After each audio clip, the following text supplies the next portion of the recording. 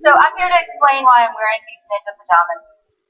And to do that, I'd like to talk first about environmental toxins in our bodies.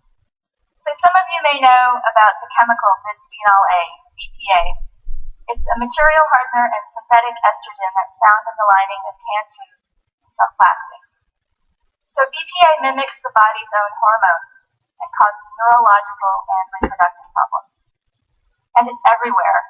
A recent study found BPA in 93% of people 6 and older.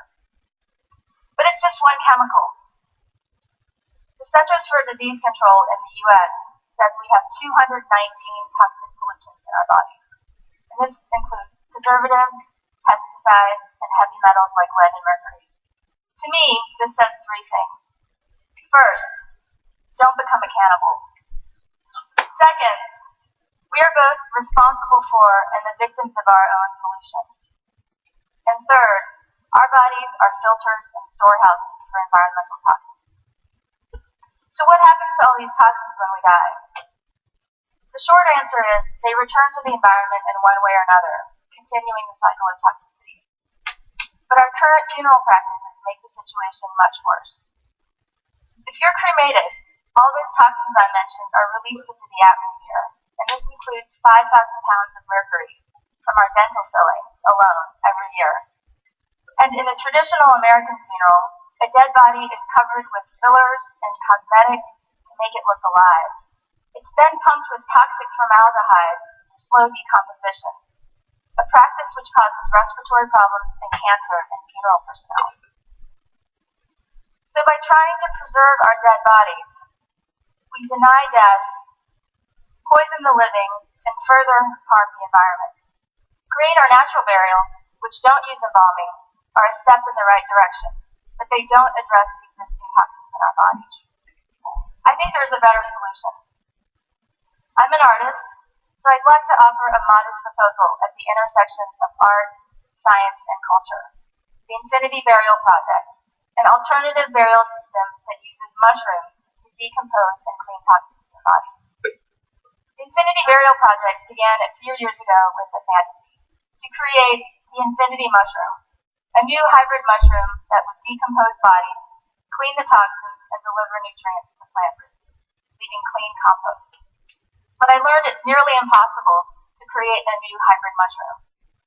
I also learned that some of our tastiest mushrooms can clean environmental toxins in soil. So I thought, maybe I can train an army of toxin-cleaning edible mushrooms to eat my body. So today, I'm collecting what I shed or slough off, my hair, skin, and nails, and I'm feeding these to edible mushrooms. As the mushrooms grow, I pick the best eaters to become infinity mushrooms. It's a kind of imprinting and selective breeding process for the afterlife. So when I die, the infinity mushrooms will recognize my body and be able to eat it. Alright, so for some of you, this may be really, really out there. Just a little. I realize this is not the kind of relationship we usually aspire to have with our food. We want to eat, not be eaten by our food, right? But as I watch the mushrooms grow and digest my body, I imagine the infinity mushroom as a symbol of a new way of thinking about death and the relationship between my body and the environment. See, for me, cultivating the infinity mushroom is more than just scientific experimentation or gardening or raising a pet.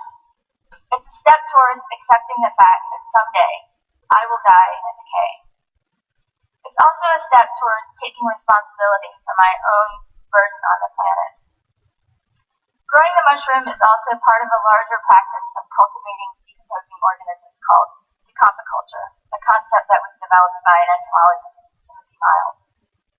The infinity mushroom is a subset of decompiculture I'm calling body decompiculture and toxin remediation, the cultivation of organisms that decompose and clean toxins in the body. And now about these ninja pajamas. Once it's completed, I plan to integrate the infinity mushroom into a number of objects. First, a burial suit infused with mushroom spores, the mushroom death suit. I'm wearing the second prototype of this burial suit.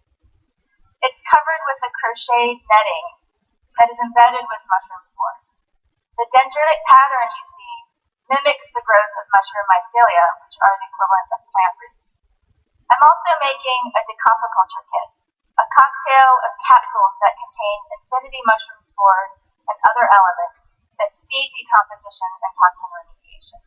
These capsules are embedded in a nutrient-rich jelly, a kind of second skin, which dissolves quickly and becomes baby food for the growing mushrooms. So I plan to finish the mushroom and decompiculture kit in the next year or two, and then I'd like to begin testing them. First with expired meat from the market, and then with human subjects. And believe it or not, a few people have offered to donate their bodies to the project to be eaten by mushrooms. What I've learned from talking to these folks is that we share a common desire to understand and accept death, and to minimize the impact of our death on the environment. I wanted to cultivate this perspective, just like the mushrooms. So I formed the Decompiculture Society, a group of people called Decomponauts, who actively explore their post-mortem options, seek death acceptance, and cultivate decomposing organisms like the infinity mushroom. The Decompiculture Society shares a vision of a cultural shift, from our current culture of death denial and body preservation to one of decompiculture, a radical acceptance of death and decomposition. Accepting death means accepting that we are physical beings who are intimately connected to the environment, as the research on environmental toxins confirms. As the saying goes, we came from dust and will return to dust. And once we understand that we're connected to the environment, we see that the survival of our species depends on the survival of the planet. I believe this is the beginning of true environmental responsibility.